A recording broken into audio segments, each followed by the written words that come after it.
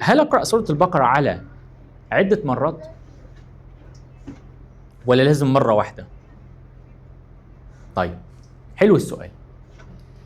بالنسبه لحفظ سوره البقره كحفظ، فاحنا مقسمينها على، لو بالنسبه للبالغين اسبوع 8 ايام، وبالنسبه للاطفال مقسمينها على 19 يوم، ده للحفظ. لكن لو انت عايز دلوقتي تاخد الاثر الصوتي، الضربه الصوتيه اللي بتعمل احياء من سوره البقره، يبقى لازم سوره البقره كامله، تقراها كامله. يعني بتاخد منك 50 دقيقه مثلا، تقوم ماسك المصحف وتبدا بسم الله الرحمن الرحيم الف لام ميم. ممنوع بقى تقطع، لان ده تردد صوتي. انت هتعرف كمان لو قدامك ميه، لو قدامك وانت قاعد بتقرا سوره البقره ازازه الميه وبتقرا سوره البقره، وهنا عندي عده نصايح لك عشان استفادتك من القرايه تبقى عاليه. اول حاجه مثلا يبقى في المجال بتاعك ازازه ميه، عشان الاصوات اللي طالعه الميه دي تشربها، ما هي اصلا الماء الف لام ميم قدامك اهي، وانت بتقرا سور الف لام ميم، ففي ارتباط ما بين الامرين، فيبقى قدامك ازازه ميه. ادي النقطه الاولى. النقطه الثانيه ان قبل ما تقرا سوره البقره يجب انك تستعيذ بالله من الشيطان الرجيم. مش بسم الله الرحمن الرحيم الف لام ميم ذلك، شويه بالراحه بس عليك، ده انت داخل على عمل مهم يا راجل. يا راجل ده انت هتعمل اهم حاجه في يومك، انك تقعد 50 دقيقه مثلا تقرا سوره البقره. دي لها طقوس، يعني لها مراسم، لها بالراحه عليك، بشويه عليك. تستعيذ بالله من الشيطان الرجيم وتبدا ايه؟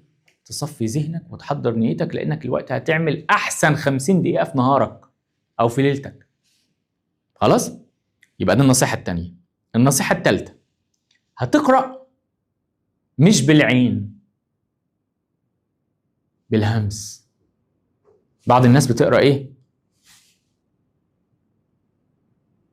عينيه هي اللي بتعدي على الكلمات. فين الضربه الصوتيه؟ فين الشحنه الصوتيه سيادتك؟ فين الصوت؟ فين لسانك؟ لما تلاقي مثلا ابنك بيقرا سوره بيحفظ سوره وتلاقيه ساكت صامت، قول له ايه مالك؟ ايه في فايبريش؟ ما تشغل الصوت، لان الشياطين لازم تسمع الصوت. المجال اللي حواليك الصوت يا جماعه. الصوت هو الامر الاول قبل كل المخلوقات، الامر الاول من الله الصوت. فلما بتيجي تقرا سوره البقره يبقى هتقراها بصوت خفيف جدا شبه الهمس، مش صوت عالي ولا ما فيش صوت، لا صوت شبه الهمس. بسم الله الرحمن الرحيم الف لام ميم ذلك الكتاب لا ريب.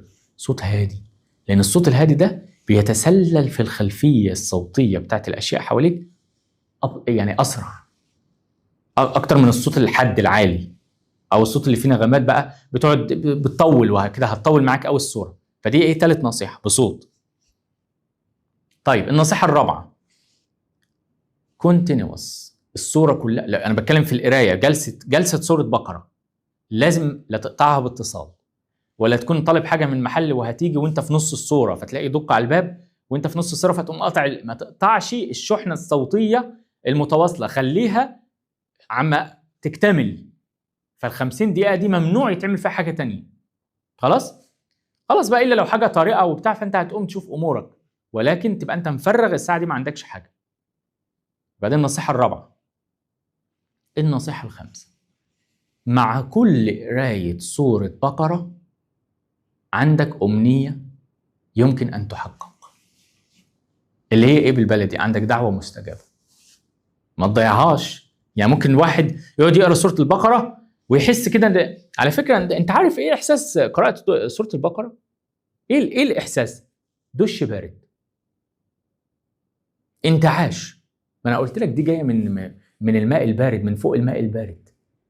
الف لام ميم، الماء البارد اللي يحيي ويعمل انتعاش. انت رايح الوقت تصيف وتتنزه والمسابح وتنتعش، دي انتعاشتها اشد من اي انتعاشه في العالم. ولذلك فعليا انت بعد ما بتخلص كده سوره البقره بتقف كده وتقول ايه ده؟ وانا ايه اللي انتعاشه دي؟ كانه كنت باخد دش بارد جوه، من جوه، كان الشعور بتاع المشاعر بتاعتي اتغمست في ميه بارده زي الثلج. تحس بروده في الصدر.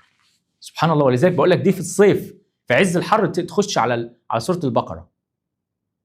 طيب يبقى اذا سوره البقره النصيحة الخامسة ان انت هتقراها متواصل. والنصيحة السادسة ان انت عندك دعوة مستجابة بعد ما تقراها. طب الدعوة دي ايه شرطها؟ او يعني ايه شرطها؟ يعني الدعوة دي طبيعتها ايه؟ يعني ادعي بايه؟ هتدعي عندك ثلاث اشياء، اللي هي الدعوة المجانية، الاوفر اللي بتاخده بعد كل مرة. يعني لو قريت البقرة النهاردة عندك ايه؟ اوفر كده، دعوة مستجابة.